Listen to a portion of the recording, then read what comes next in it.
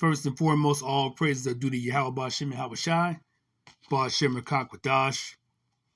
Double honors to the elders and apostles of Great Millstone for teaching us his truth. Salutations to the brothers around the four corners of the earth who are teaching this word in truth and sincerity. And shalom to the hopeful elect of Israel who listen and believe in this word. This is Brother Kawat Sabad coming at you with another lesson. This one is entitled, A Man Can Have More Than One Woman. And I got the idea to do this video. I seen a post by the brother Shopper. He has actually two channels, Shopper of the 12A, and I believe Shopper of the 12B. Subscribe and be edified. This brother is very diligent, but I just did a screenshot of his post about this damn demon right here, this harlot. And as you see on the screen, her name is, I guess, is Ruby Rose, and she says that men that cheat deserve to die. And I guess she's pretty big on OnlyFans. But here's her quote: "Niggas who cheat on their girl deserve to die. I don't make the rules." So I just tell brothers, if you're in this truth, just leave these demons alone. This is the time, like Paul said, a time of to be as though you don't have a wife. If you do have a woman, fine, you stick it out with her, of course. But if you don't have a woman, don't even get involved, particularly with these demonic Eves. So she's actually saying that if you cheat on a woman, that you deserve to die. And of course, she knows nothing about the scriptures, because a man can have more than one woman. There are many examples of that in the Bible. Now, if a woman is already spoken for, then of course that man can't mess with that woman. But if she's not spoken for, then it's fair game, you see. So a man can have as many women as he wants, as long as that woman is not with anybody else. Now, if that woman is with somebody else, that is called adultery. Now, a woman is only supposed to be with one man, you see, and one man only. But of course, in this society, everything is all garbled up. Of course, many of us, before we got into this truth, we were living in wickedness, so we didn't have that understanding. Some of us might have committed adultery, you see, and messed with a woman that had another man, might have been tricked, or what have you. But the main thing is that those of us in this truth have been born again through the Spirit. So now we do our best to behave in righteousness and put off wickedness, you see. But that being said, like I said, a man can have more than one woman. So let's get some scriptures to back that up. Let's start off with Genesis. We have Genesis chapter 16, and we have here verse 1. And it reads, "Now Sarah, Abraham's wife, bare him no children, and she had an handmaid, an Egyptian, whose name was Hagar." So as you know, for about, I guess, the first 95 years of her life or so, Sarah, who was Abraham's husband, was not able to have any children. She was finally blessed with a child, Isaac, her and Abraham, when she was, I believe she might have been 100 years old, maybe 95 or 100, but she was finally blessed with a child. But before that, you see, she had a hard time bearing Abraham any children, all right? But she had a handmaid, okay, a servant of hers, who was an Egyptian, and her name was Hagar. Let's read verse 2. "And Sarai said unto Abram, Behold now, the Lord hath restrained me from bearing. I pray thee, go in unto my maid, it may be that I may obtain children by her. And Abram hearkened to the voice of Sarai." You see, so I'll say Sarah. It says Sarai here, but it's Sarah. So Sarah, what she ended up doing was saying, "Hey, Abraham, I can't have any children. So what I'll do is I'll give you my handmaid, my servant, and you can have a child with her. And it'll be like, it's my child, you see. Genesis 16 and verse 3.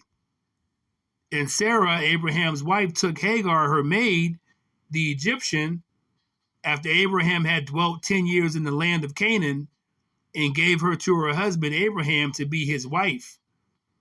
So Abraham ended up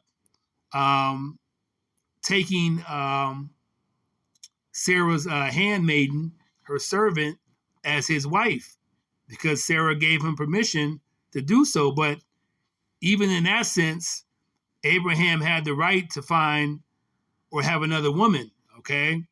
But in this instance, Sarah said, hey, I give you my blessing. You can have my servant, and you can have a child with her. But in general, a man is able to have more than one woman, okay? So let's continue on. Genesis 16. Well, let's go down to, what I wanted to say was even Sarah knew that a man could have another woman, which is a wife.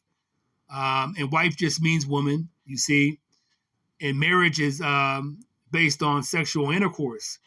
So once you have intercourse with a woman, that's your wife. You see, that's marriage.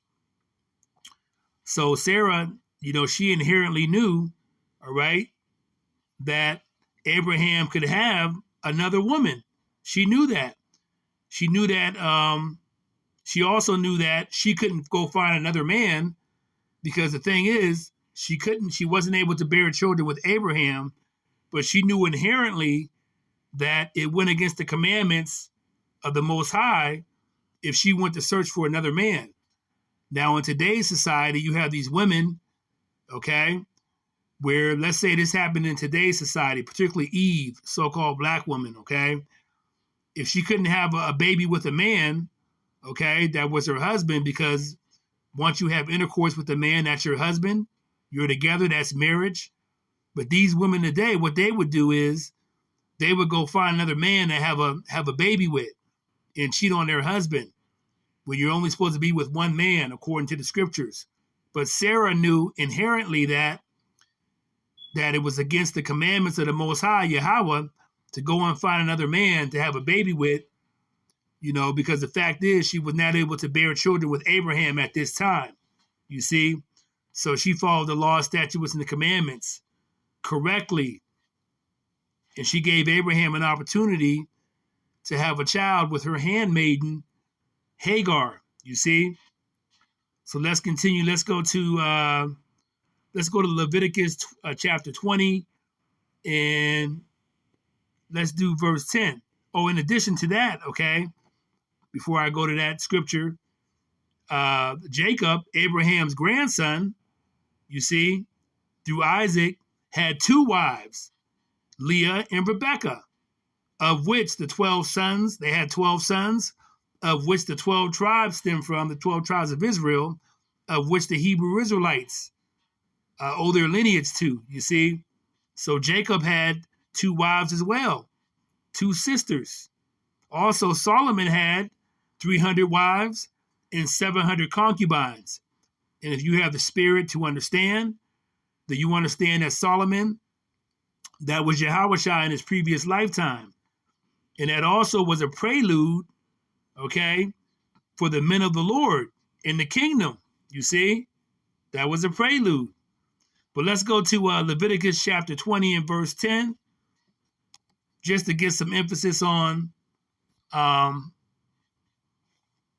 what adultery is about. Because like I said, a man can have more than one woman, but if that woman is with another man, then he can't mess with that woman. That's adultery. You see, that goes against the law, statutes, and the commandments. Leviticus 20 and verse 10. Let's see what this says here. And the man that committeth adultery with another man's wife, even he that committeth adultery with his neighbor's wife, the adulterer, and the adulteress shall surely be put to death. So if a man sleeps with his brother's wife, another man's wife, that is adultery. And in the Old Testament in Leviticus, okay, the punishment was you were put to death because that man was sleeping with another man's woman. That's adultery. And the woman who's only supposed to be with one man slept with that man. that was adultery for her. She's only supposed to be with one man, you see. So I want to give you a backdrop of that. And let's go to Isaiah chapter 4 and verse 1. This is a quick lesson. Isaiah chapter 4 and verse 1. And this says here, a remnant prepared. Verse 1. And in that day 7 women shall take hold of one man, saying, we will eat our own bread and wear our own apparel. Only let us be called by thy name to take away our reproach. So we're going to be coming up into the time of Jacob's trouble, which we're very, very close. If you've been paying attention to the predictive programming coming out in various movies, even comedians, a lot of shows are coming out with predictive programming. And one of the biggest ones, of course, recently was on Netflix, the movie Leave the World Behind. So predictive programming is giving you a sign of what's going to be happening very soon. But those of us that are part of the Hope for Elect, we've been watching, being circumspect through the Spirit, so we know what time it is. But when times get rough during Jacob's trouble, okay, when you're going to have the famines, you're going to have purges, you're going to have people falling down, getting killed on the street like dung, people falling on the street like dung from that C-19, that jungle juice during that C-19 period.